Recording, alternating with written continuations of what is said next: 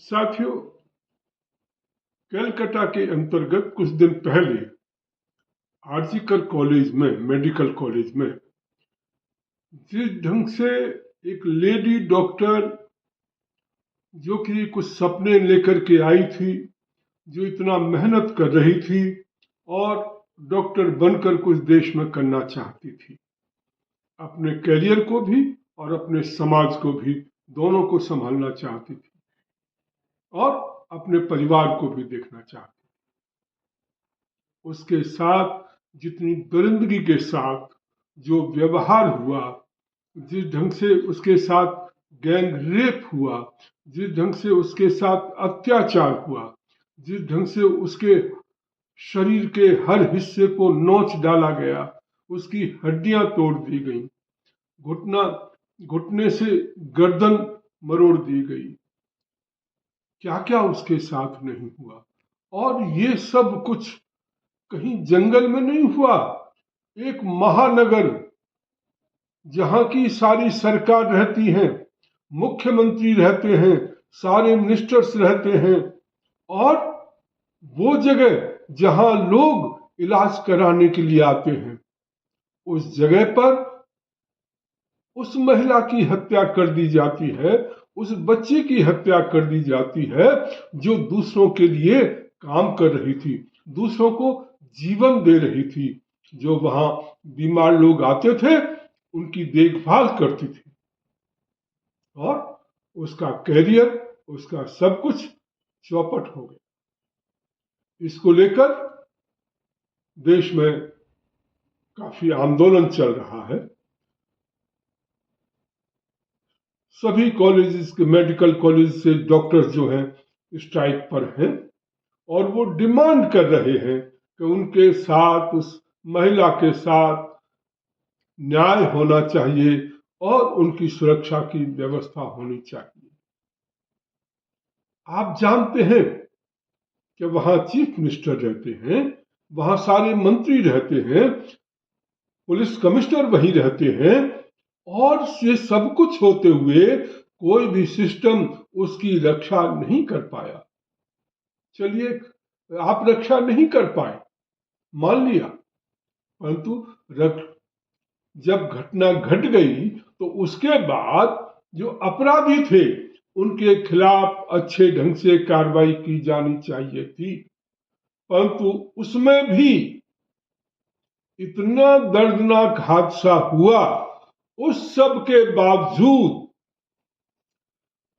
चाहे वो ममता बनर्जी हो, चाहे उनके मंत्री हो, चाहे वो पुलिस कमिश्नर हो, चाहे वो मेडिकल कॉलेज के प्रिंसिपल हो, सारे के सारे इस घटना को दबाने में लगे हुए थे। इस घटना में जो अपराधी हैं उनको बचाने में लगे हुए थे।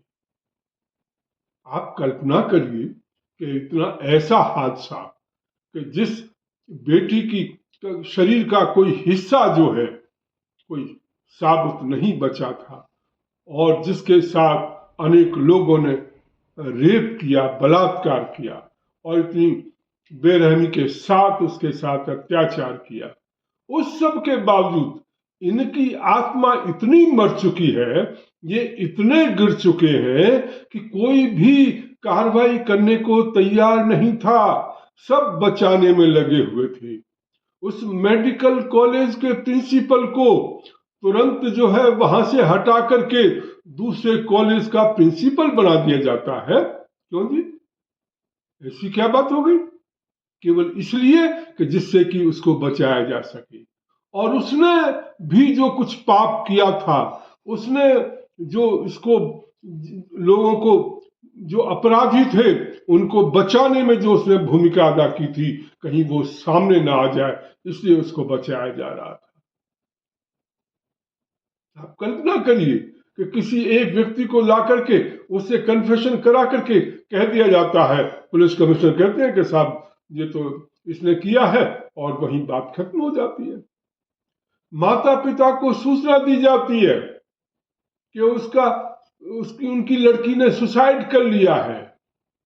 अरे अभया कैसे सुसाइड कर सकती थी?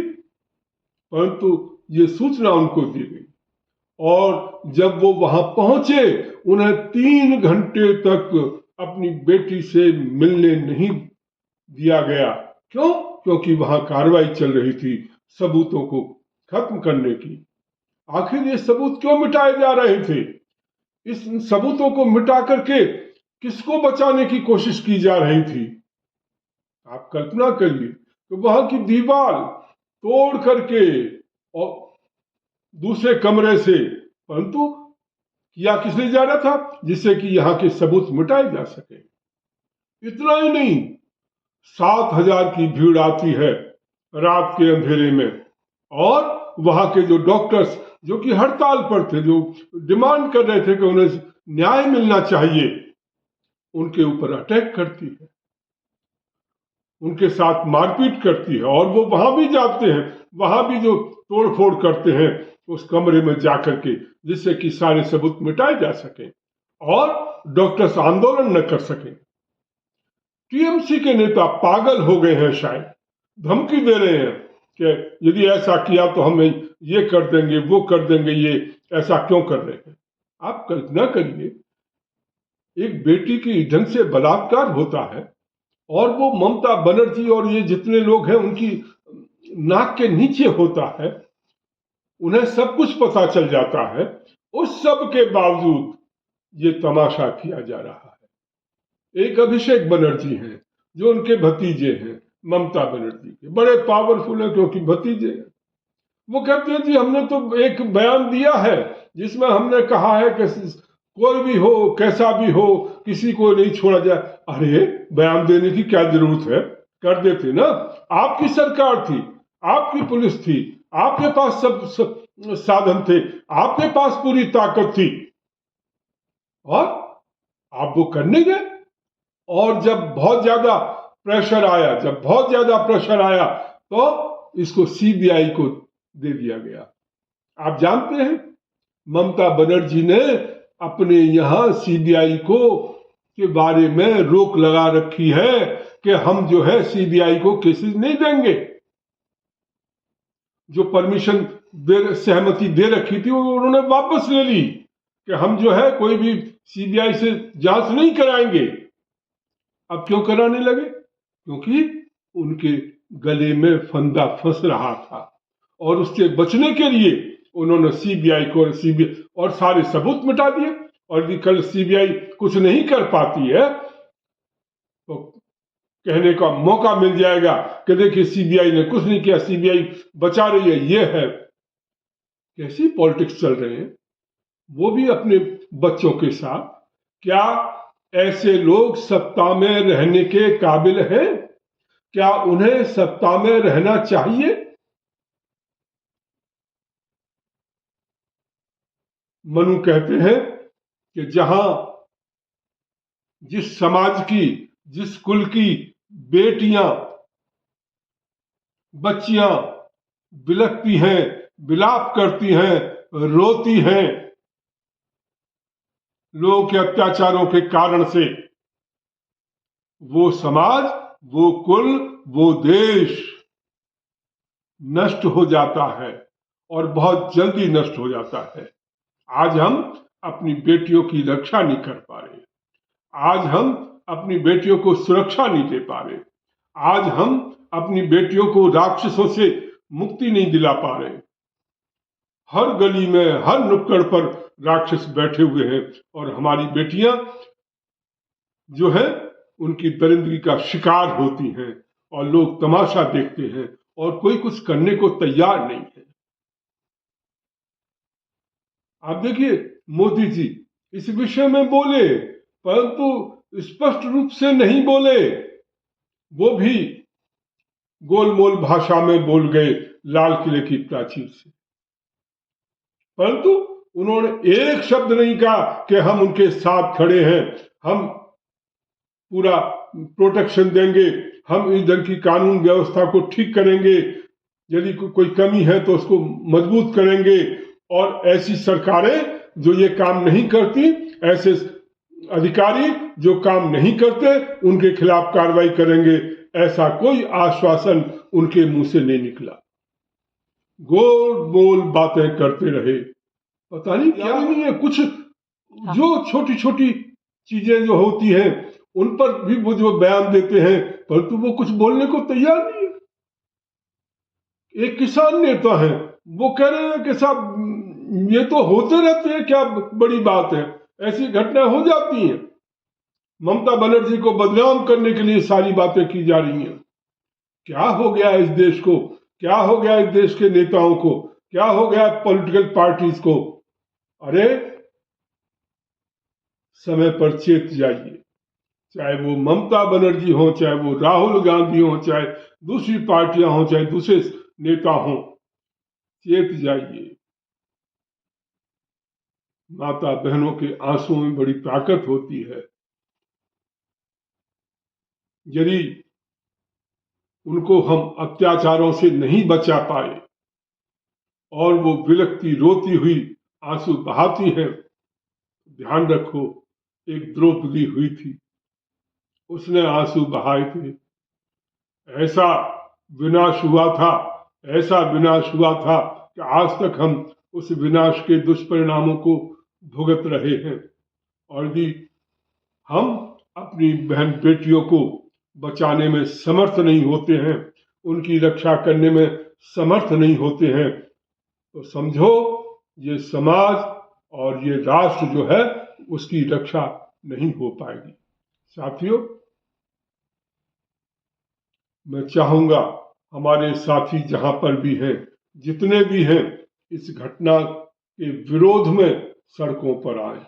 वैसे पूरे देश को आना चाहिए, केवल डॉक्टर्स जो है वो आंदोलन कर रहे हैं, पूरे देश की जनता को सड़कों पर आना चाहिए और सरकारों से जवाब मांगना चाहिए। और ममता बनर्जी सरकार को तो तुरंत बर्खास्त किया जाना चाहिए, क्योंकि वो इतने पाप कर चुके हैं और लगातार वो कर रहे हैं। और इसमें और देरी होती है तो हम देश को विनाश के रास्ते पर ले जा रहे हैं। तो इसलिए सभी को कार्रवाई करने की आवश्यकता है, मोदी जी को भी कार्रवाई करने की आवश्यकता है और लोगों को भी आंदोलन करने की आवश्यकता है। मैं अपने साथियों से निवेदन करता हूं, आओ इस मुद्दे पर खड़े हों, संघर्ष करें। जहां कहीं आप हैं, सब लोग डिमांड करें कि अभया को न्याय मिले, उनके जो अपराधी हैं उनके खिलाफ कार्रवाई हो, जो अधिकारी, जो मिनिस्टर्स, जो मुख्यमंत्री इस पूरे घटनाक्रम को खत्म करने में, एविडेंस को खत्म करने में और अपराधियों को बचाने में लगे हुए हैं, उनको बर्खास्त किया जाना चाहिए। आपसे अनुरोध है, इस वीडियो को अधिक से अधिक शेयर करें। राष्ट्रवादी पार्टी हमेशा से